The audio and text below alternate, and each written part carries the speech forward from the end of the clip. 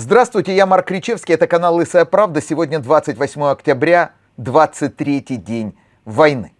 Хочу сегодня поговорить на две темы. Заложники и вчерашняя пресс-конференция, в которой приняли участие премьер-министр, министр обороны и министр без портфеля Бенни Ганц, который входит в кабинет войны. Давайте по заложникам. Будем откровенны, и это ужасно звучит, и это сложно говорить, но две заявленные темы – победа над Хамасом и освобождение заложников, к сожалению, прямо противоположны друг другу. Они невыполнимы вместе. Или победа над Хамасом, или освобождение заложников. Мы прекрасно с вами осознаем, Хамас будет нами манипулировать.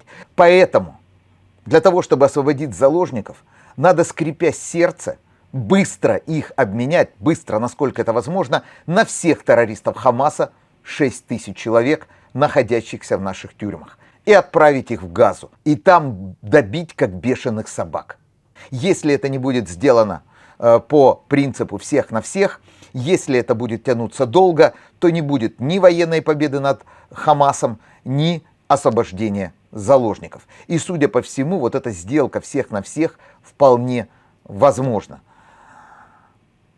Я понимаю чувства тех людей, родственников которых убили эти нелюди из Хамаса, которые находятся в наших тюрьмах. Понимаю, разделяю их боль. Но другого варианта, судя по всему, на горизонте нет. Это первое. И второе. Вчера, впервые с начала войны, с 7 октября, Биньямин Нетаньяху ответил на вопросы журналистов. Как я уже говорил, было 3 человека. Они пытались показать то, что они в одной лодке: премьер-министр, министр обороны и вот министр без портфеля, который лидер партии Махане Мамляхти Бенни Ганц, который, собственно говоря, входит в кабинет войны. Что мы услышали и что мы увидели, какие выводы мы пришли? К сожалению, мы еще раз убедились, в Израиле нет лидера. К сожалению, на все вопросы журналистов о том, возьмет ли он на себя ответственность, Биньямин Нетаньяху всячески извивался и не давал ответа на этот вопрос. Он говорил о том, что когда-нибудь все будет расследовано и все ответят.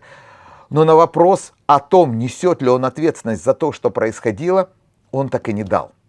Но ответ он дал в час ночи с субботы на воскресенье. В твиттере премьер-министра появилась информация, что ему никто не докладывал. И он напрямую обвинил и начальника генерального штаба, и руководителя военной разведки, и руководства Шабака в том, что он ничего не знал. Он не несет ни за что ответственность. И виноваты руководители спецслужб. И это в ситуации, когда нам все говорят: ребята, мы одно целое. Ребята, мы не должны сейчас раскачивать лодку. Но лодку раскачивает именно, к сожалению, наш премьер-министр, который должен принимать решения и посылать солдат в бой, и часто на смерть. И только утром, когда все проснулись и увидели этот ужасающий твиттер, и все начали возмущаться, канцелярия премьер-министра его просто стерла. Не было твита, не было обвинения руководства спецслужб. К сожалению, мы еще раз убедились, Биньямин Нетаньяху не может вести солдат в бой и не может принимать решения.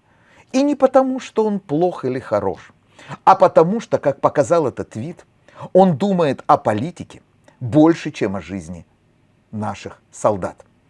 Он думает о том, что будет на следующий день. Он еще надеется остаться премьер-министром после войны. И вот эти политические соображения для него важнее, чем все остальное. И вчерашняя пресс-конференция это ярко показала. Вполне возможно, я ошибаюсь. Вполне возможно, все по-другому. Пишите, что вы думаете по этому поводу.